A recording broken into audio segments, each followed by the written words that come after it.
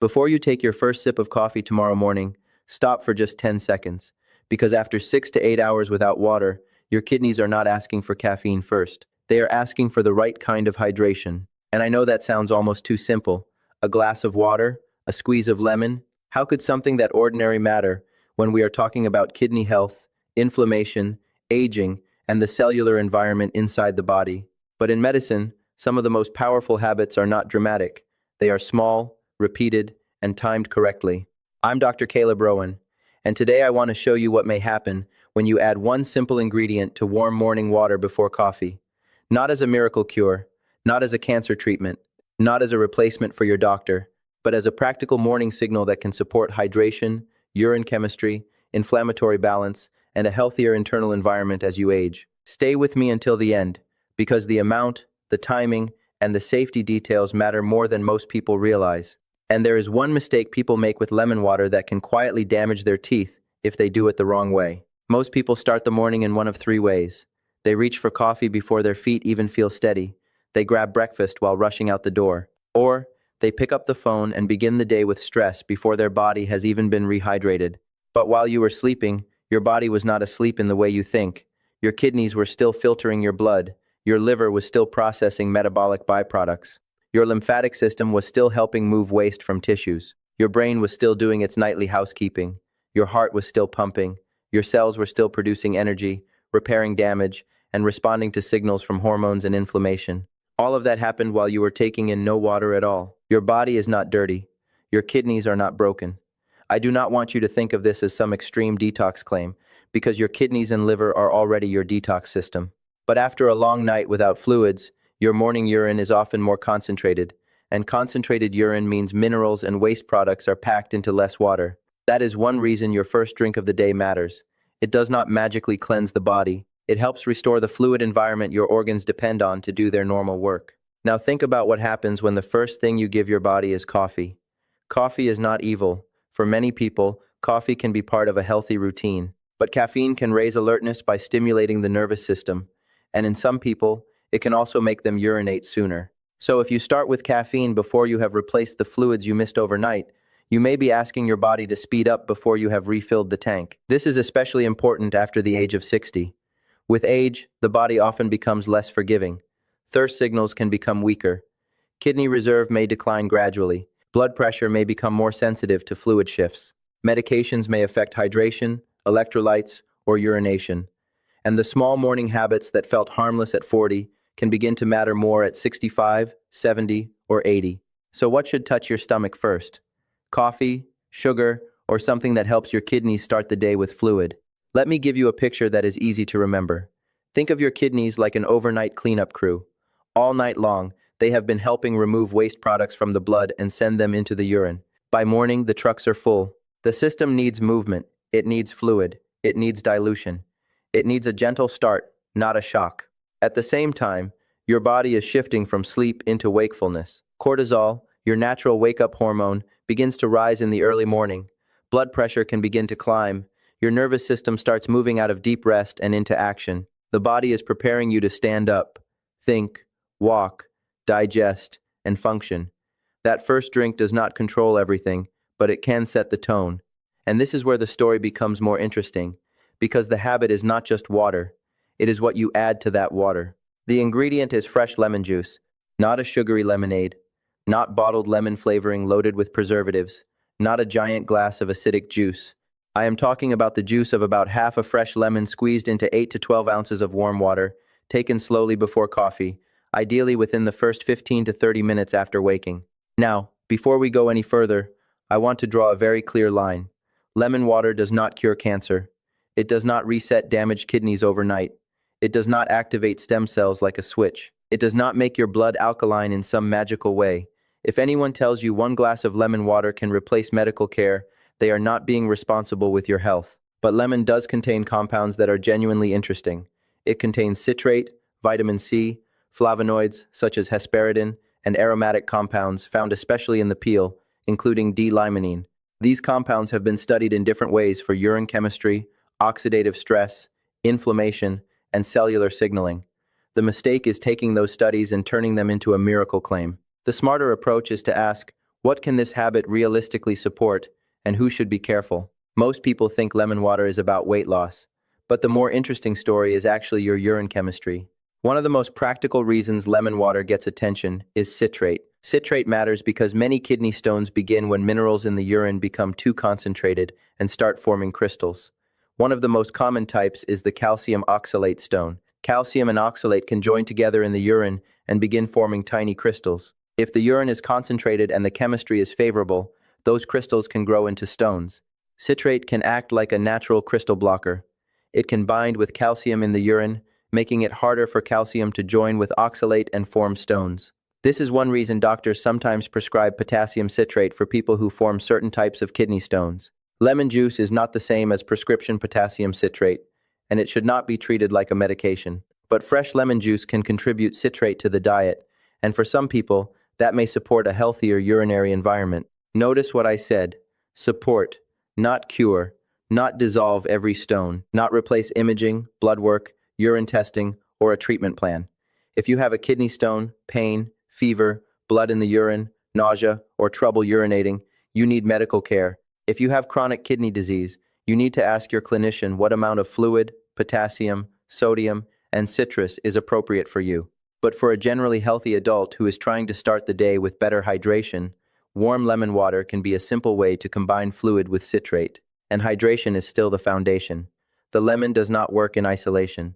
If you squeeze lemon into 2 ounces of water and then drink coffee all morning with no other fluids, you have missed the point. The goal is dilution. The goal is helping the urine become less concentrated. The goal is giving your kidneys enough fluid to keep the system moving. That is why the protocol uses 8 to 12 ounces of water. Not a tiny sip, not a giant amount that makes you uncomfortable, just enough to begin rehydrating after the night. But kidney stones are only the first layer of this story. The bigger question is why a small morning habit like this is often connected with inflammation, aging, and the way cells behave over time. As we age, the body often runs with what I call a low background fire. Not a fever, not an infection, not something you necessarily feel as a sharp symptom. It is a slow inflammatory signal that can show up as stiff joints in the morning, slower recovery, brain fog, fatigue, poor sleep, more aches after activity, and a general feeling that your body does not bounce back the way it used to. Scientists often call this chronic low-grade inflammation, and when it is tied to aging, you may hear the term inflammaging. It is not one disease, it is a pattern. A body under constant low-level stress tends to produce more inflammatory messengers. Those signals can affect blood vessels, joints, the brain, metabolism, and even the environment around cells. One of the major switches involved in inflammatory signaling is called NF-κB. You do not need to memorize that name, but here is the simple version. NF-κB is like a control panel that helps turn on inflammatory messages in the body. When that system is activated too often, the body may produce more inflammatory cytokines such as interleukin-6, tumor necrosis, factor alpha, and other chemical messengers that are connected with chronic inflammation. Lemon contains plant compounds, including flavonoids such as hesperidin, that have been studied for their relationship with inflammatory signaling and oxidative stress. That does not mean lemon shuts down inflammation. It does not. But it does mean that citrus belongs to a larger family of plant foods that provide bioactive compounds your body can use in subtle ways. These compounds are not drugs, they are signals. They are part of the reason diets rich in fruits, vegetables, herbs, and colorful plant foods are associated with better long-term health patterns. And this is why timing can matter emotionally, even if we do not want to exaggerate it scientifically. Starting the morning with warm lemon water instead of sugar, dehydration, and stress is a different signal. You are telling the body, fluid first, minerals diluted, acidity in the mouth managed, caffeine later, sugar not immediately. That may sound small, but small habits repeated every morning can shape the baseline of your day. When inflammation stays high, it does more than make you feel older. It changes the environment around your cells. And that is where the cancer conversation begins. Now I need to be very clear, because this is where the internet often becomes irresponsible. Lemon water does not cure cancer. It does not kill cancer cells in your body. It does not replace chemotherapy, immunotherapy, radiation, surgery, targeted therapy, screening, or follow-up with an oncologist. If you or someone you love has cancer, lemon water is not a treatment plan. But some compounds found in lemons have been studied because they interact with pathways that cancer researchers care about. That is a very different statement, and it is the honest one. Take D-limonene, for example. D-limonene is an aromatic compound found mainly in citrus peel. It is part of what gives lemons and oranges their smell. In laboratory and early human research settings, D-limonene has been studied for its influence on cell signaling, detoxification enzymes, and pathways involved in cell growth. But here is the key point. The amounts used in research are not the same as what you get from squeezing half a lemon into water. So it would be wrong to say your morning lemon water is delivering a cancer-fighting dose of D-limonene. It is more accurate to say that citrus contains compounds researchers have found biologically interesting. Vitamin C is another example. Lemons provide vitamin C, and vitamin C is important for immune function, collagen production, antioxidant defense, and normal tissue repair. In cancer research, high-dose intravenous vitamin C has been studied in very specific medical contexts, but that is completely different from dietary vitamin C in lemon water. A glass of lemon water is not high-dose IV vitamin C. It is a modest food-based source of vitamin C in a hydration habit. Then there is the tumor microenvironment, which sounds complicated but matters. Tumors can create a local environment around themselves that is acidic, inflamed, and metabolically stressful. Cancer researchers study this environment because it can affect growth, invasion, immune response, and treatment behavior. But again, this does not mean you can drink lemon water and change the pH of your blood to make cancer disappear. Your body controls blood pH very tightly. If your blood pH moves too far in either direction, that is a medical emergency, not a wellness goal. The more realistic discussion is this: diet, hydration, blood sugar control, inflammation, sleep, exercise, and metabolic health all influence the internal environment over time. A morning lemon water habit is one small piece of that larger environment. It is not the hero by itself. It is not a cure, but it may help you replace a worse morning pattern with a better one. So the headline, "Cancer cells die," is too strong. But the deeper question is more interesting. Can a morning routine help create a body environment that is less favorable to chronic inflammation, dehydration, and metabolic stress? That is a much better question. And the answer is yes. Lifestyle patterns can influence those conditions over time. This leads us to stem cells and cellular repair. Stem cells are often described as repair cells, but I want to keep this grounded. Your body uses different types of stem and progenitor cells to maintain tissues, replace damaged cells, and participate in repair. As we age, the efficiency of repair changes. Some of that has to do with genetics, some has to do with hormones, some has to do with inflammation, oxidative stress, nutrient status, sleep quality, movement, and metabolic health. High oxidative stress is like static in the communication system. Cells have a harder time responding cleanly. Mitochondria, the energy-producing structures inside your cells, can become less efficient. Inflammatory signals can rise. Blood sugar swings can create additional stress. Sleep loss can impair repair. Dehydration can make the whole system less resilient. Lemon water is not a stem cell treatment. It does not switch stem cells on like a light, but a low-sugar, hydrated, plant-supported morning routine may help create a more repair-friendly internal environment than a morning built on dehydration, caffeine, sugar, and stress. That distinction matters. Citrate also connects to metabolism in a basic biochemical way. Citrate is part of the citric acid cycle, also known as the Krebs cycle, the energy pathway your mitochondria use to help produce ATP. That does not mean drinking lemon juice directly supercharges your mitochondria. The body is far more complex than that, but it does remind us that energy production, oxidative stress, hydration, minerals, and food chemistry are connected. So if you want this habit to actually mean something, do not isolate it. Pair it with the larger repair-friendly pattern. Get morning light if possible. Take a short walk. Eat a breakfast that does not spike your blood sugar sky high. Include protein. Do not drown your coffee in sugar. Sleep consistently. Move your legs. Build muscle. Reduce ultra-processed foods. Keep your medical appointments. These are the habits that make lemon water part of a system rather than a superstition. Now let's turn this into something practical, because the details are where people either get the benefit or create a new problem. Here is the simple version. Take 8 to 12 ounces of warm water. It should be warm, not boiling. You are not making tea, and you do not need to punish your mouth or stomach with hot acid. Squeeze in the juice of half a fresh lemon. Drink it slowly within the first 15 to 30 minutes after waking, ideally before coffee.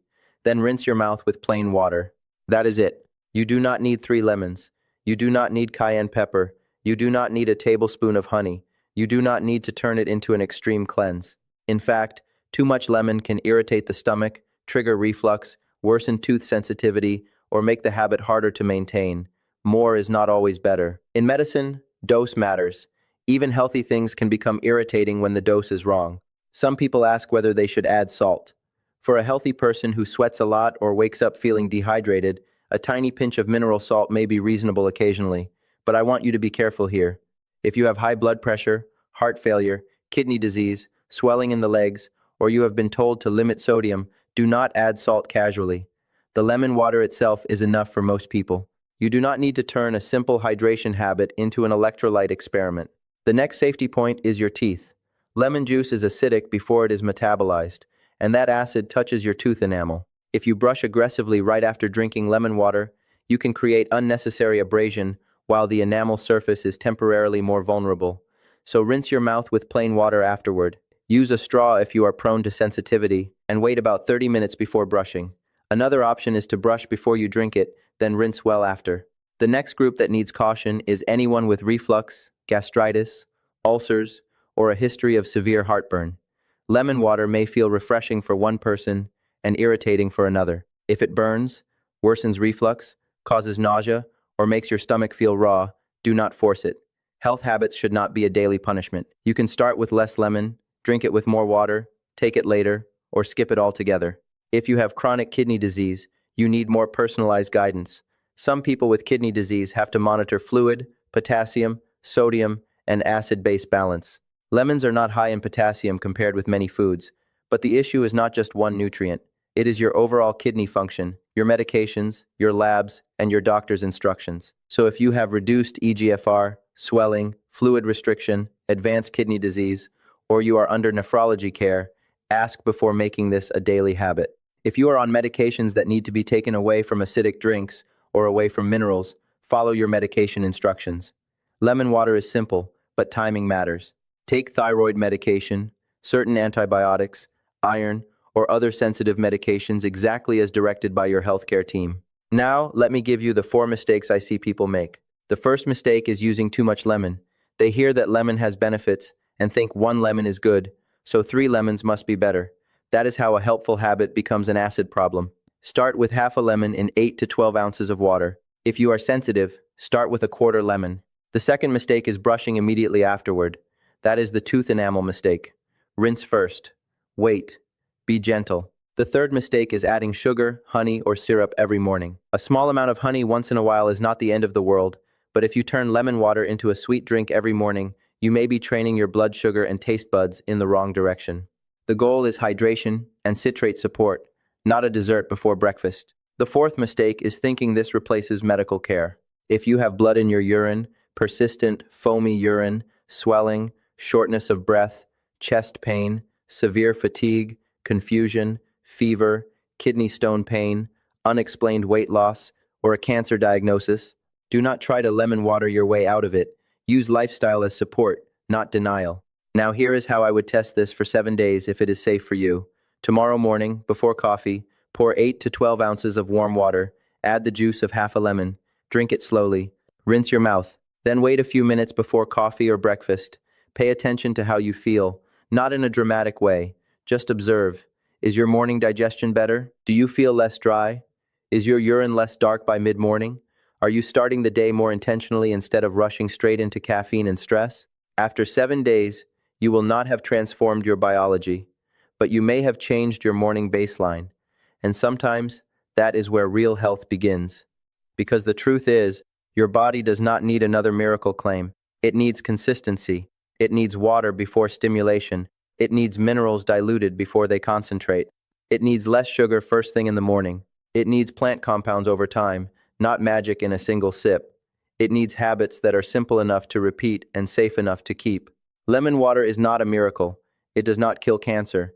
It does not reset damaged kidneys overnight. It does not activate stem cells like a button, but it can help you do something many people over 60 forget to do. Hydrate first, support healthier urine chemistry, protect your kidneys from starting the day with concentrated urine, and build a cleaner routine before caffeine takes over. And when you look at it that way, the habit becomes powerful for a different reason, not because it is dramatic, because it is doable. It costs very little. It takes less than 5 minutes, and it shifts the first decision of your day from automatic stimulation to intentional support. So tomorrow morning, do not start on autopilot. Pause before the coffee, give your body water first, add the right amount of lemon, protect your teeth, listen to your stomach, respect your medical conditions, and then build the rest of your morning from there. If you are going to try this for the next 7 mornings, comment lemon water below. I want to know how your energy, digestion, and morning routine feel after 1 week. And if you know someone who wakes up and drinks coffee before water every single day, share this with them before tomorrow morning. Sometimes the simplest health habit is not the one that promises the most. It is the one you actually do, safely, consistently, day after day. I'm Dr. Caleb Rowan. Take care of your body, pay attention to the small signals, and I'll see you in the next video.